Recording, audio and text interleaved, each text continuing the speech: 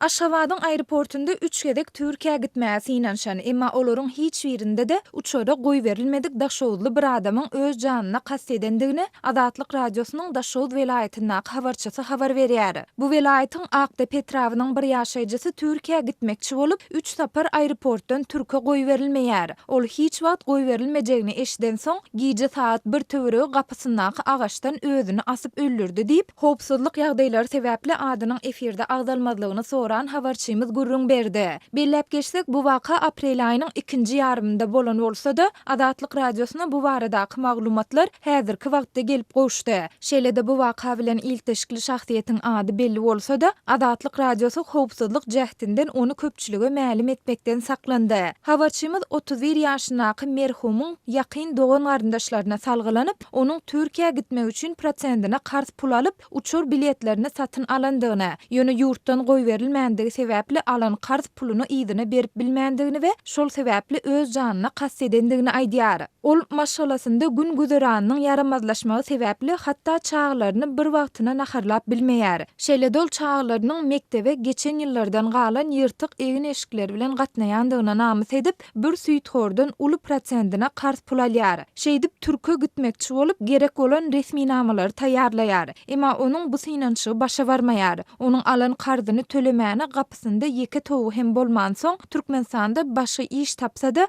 aljak aýlygynyň alan kardynyň prosentine de ýetmejegine göz ýetiren soň öz janyna kast edýär diýip habarçymyz gurrun berdi. Merhumyň ýakynlarynyň Adatlyň habarçysyna aýtmagyna görä, ol öz janyna kast etmänkä ýurtdaky işsizlikden we garyplykdan ýadandygy barada jikmejik hat ýazyp soňra dünýäsini täzeläpdir. Adatlyk radiosynyň Türkmenistanyň Demiradyk welaýatynyň habarçylary we çeşmeleri ýurtda dowam edýän ykdysady krizisiň fonunda şu ýylyň başyndan bäri köpçülikleň ýagdaýda eklenç gözlegini daşary ýurtlara gidýän daşowdlaryň sanynyň köpelendigine, olaryň arasynda büdjet işärleriniň hem bardygyny aýdýarlar. Käbir daýhan birleşiklerinde pagtaçy kärenneçileriň tas ählisi kärenne ýerlerini tawşyryp gidipdirler. Häzirki wagt welaýatda ýekelenmän, otulman duran gowaça meýdanlary bar. Olar adam girmegine dar. İş gözleginde gidýänleriň käbirleri maşgalasy bilen gidýärler. Büdjet işärleri hem işini taşlap gidip başladylar diýip habarçymyz gurrun berdi. Yerli synçylar we ýaşaýjylar tarapyndan türkmen häkimetleriniň raýatlaryň köpçülikleň ýagdaýda migrantlygy ýykyn etmeginiň öňüni almak diýilip häsiýetlendirilýän çäreleriň çäginde soňky aýlarda daşary ýurtlara gitmek isleýän türkmen raýatlarynyň uçury goý berilmän ýygyna gaýtarylmagy bilen baglanşykly wakalar ýygy-ýygydan gaýtalanýar. Geçen aýyň ahirinde Aşgabatyň halkara aeroportunda Türkiýe goý berilmedik bir aýal maşgalanyň saglyk ýagdaýynyň yaramazlaşyp soňu bilen aradan çykandygyny Adatlyk radiosynyň bir-birinden habarsyz Ençeme çeşmesi habar berdi. Ýene şol aý Aşgabatyň halkara aeroportunda Türkmenistanly denanlaryň bir näçesiniň ýurduň daşyna goý berilmändige bilen bagly wakalaryň ikisi Adatlyk radiosyna mälim boldy.